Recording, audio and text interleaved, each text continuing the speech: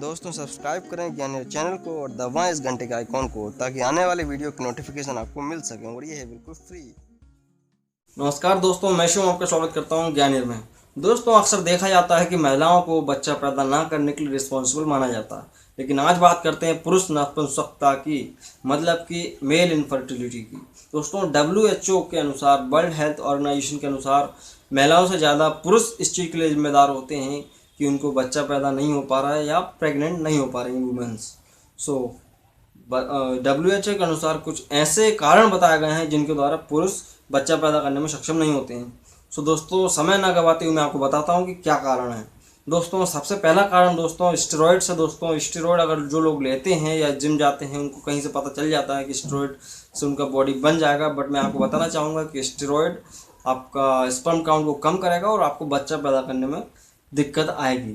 दूसरी चीज़ दोस्तों, drugs, smoking या अल्कोहल जो लोग लेते हैं या शराब जो ज़्यादा पीते हैं या स्मोकिंग ज़्यादा करते हैं, उनका स्टेमिना कम हो जाता है और उनका स्पर्म काउंट पर भी इफेक्ट पड़ता है। दोस्तों, इस तरह से कह सकते हैं कि ये भी आपको इनफर्टिलिटी का कारण बन सकता है। तीसरी चीज़ दोस्तों, जो लोग लैपटॉप या मोबाइल इस्तेमाल करते हैं उनके लिए भी हानिकारक हो सकता है। आजकल मोबाइल तो हर व्यक्ति इस्तेमाल कर रहा है। दोस्तों, आपने देखा होगा कई लोग जो है लाइफ स्टाइल इतना ज़्यादा आलसी हो गया है, लेजीनेस हो गई है दोस्तों लोगों में, कि वो बिस्तर में ही लेटे लेटे वो अपने लैपटॉप को अपनी गोदी में रखकर चलाते हैं। जिससे क्या होता है, लैपटॉप से निकलने वाली हीट आपकी जो टेस्टिकल ग्लैंड्स रहते हैं, मतलब कि जो आपका सिस्टम जो नीचे रहता है उसमें जो रिप्रोडक्टिव सिस्टम है वहाँ पर उनका हीट जाता है। लैपटॉप से निकलने वाला रेडिएशन और हीट पहुंचता है तो वहाँ पर जो टेस्टिकल्स में स्पर्म बन रहा होता है तो वो वहाँ पर डिस्टर्ब हो जाता है, तो स्पर्म नहीं बन पाता है सही से प्रॉपरली।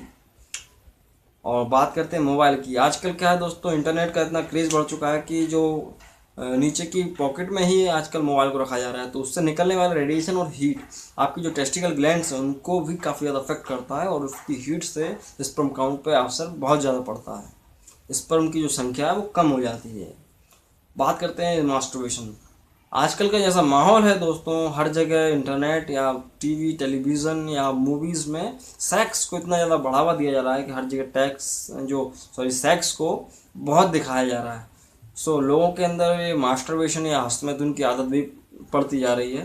तो ये मास्टरबेशन से क्या होता है दोस्तों कि जो आपकी जो नसें होती हैं वो कमज़ोर हो जाती हैं और आप परफॉर्म नहीं कर पाते हैं सेक्स टाइम, या आपकी जो नर्व्स हैं वो भी कमज़ोर हो जाते हैं। इससे कई प्रॉब्लम आते हैं दोस्तों, स्वप्न दोष, शीघ्र पतन या सेक्स भी नहीं कर पाते हैं कई लोग। तो ये मेन इनफर्टिलिटी का एक मेन कारण है दोस्तों। बात करते हैं एसटीडी, सेक्सुअल ट्रांसमिटेड डिजीज। दोस्तों, सिर्फ और सिर्फ जो एड्स ही नहीं आता है इसमें, सेक्सुअल ट्रांसमिटेड डिजीज मतलब कि एक ऐसा रोग जो कि सेक्स करने से फैल जाता है, दूसरे व्यक्ति के पास पहुंच जाता है। एड्स ही नहीं है दोस्तों, बहुत सारे ऐसे रोग हैं जो कि एसटीडी के द्वारा होते हैं, मतलब कि एसटीडी में ही आते हैं, और जिनमें गोनेरिया या बहुत सारे हैं। टीबी हो सकता है आपका, या इन्फेक्शन हो सकता है, इन्फ्लुएंज़ा हो सकता है दोस्तों। इस टाइप की बीमारी अगर आपको है तो उस वक्त कोई व्यक्ति सेक्स करता है, वो बच्चे तो पैदा नहीं होंगे लेकिन वो बीमार हो जाएगा। बात करते हैं दोस्तों फैक्ट्रीज़। जो फैक्ट्रीज़ होते हैं उनमें जो काम करने वाले मजदूर होते हैं उनको रात दिन किसी तरह के बहुत सारे केमिकल्स का सामना करना पड़ता है। उनको केमिकल्स के बीच में रहना पड़ता है सुबह से लेकर शाम तक। तो उनसे उनका जो हार्मोनल डिसबैलेंस हो जाता है, बॉडी का जो हार्मोन्स का लेवल होता है एक मेंटेन रहता है, बैलेंस्ड रहता है, वो अफेक्टेड होता है, तो इससे बच्चा पैदा करने की क्षमता ख़त्म हो जाती है। बात करते हैं दोस्तों लो मोबिलिटी।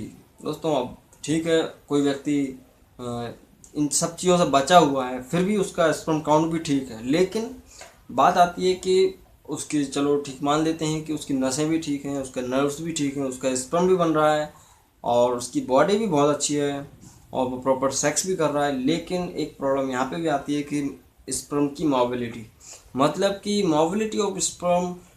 स्पर्म बन गया है लेकिन वह मूव नहीं कर पा रहा है। स्पर्म जो होता है टेल से मूव करता है, आगे बढ़ता है, उसकी मोबिलिटी कम है। ये भी बहुत ज़्यादा इफेक्टेड होता है क्योंकि जैसा कि जानते हैं कि रिप्रोडक्शन जो होता है वो होता है फेलोपियन ट्यूब में, और फेलोपियन ट्यूब तक अगर स्पर्म नहीं जा पाएगा तो कहाँ से प्रेगनेंसी हो पाएगी। तो ये प्रॉब्लम डिपेंड करती है दोस्तों आपके जो खान पान, डाइट के ऊपर। आपका जैसा डाइट है उसको उस हिसाब से ही आपका स्पर्म का हेल्थ रहेगा, आपका स्पर्म उतना ही ज़्यादा हेल्दी रहेगा। सो कोशिश करें कि ड्राई फ्रूट्स और अच्छी हेल्दी चीज़ों का सेवन करें, दूध वगैरह बादाम का इस्तेमाल करें। और इन सब चीज़ों के द्वारा मैं आपको बताना चाहता हूँ कि ये सब कारण ही मेल इनफर्टिलिटी के कारण हैं। सो इनको समझें और इनसे बचें। क्या गलतियाँ कर रहे हैं आप या क्या हो रही हैं। सो दोस्तों ये तो थी जानकारी मेल इनफर्टिलिटी जो कॉजेज़ हैं उनकी, कि क्या कारण है मेल इनफर्टिलिटी के। सो आशा करता हूँ वीडियो पसंद आया होगा। इसी के साथ वीडियो समाप्त करते हैं दोस्तों। जय हिंद।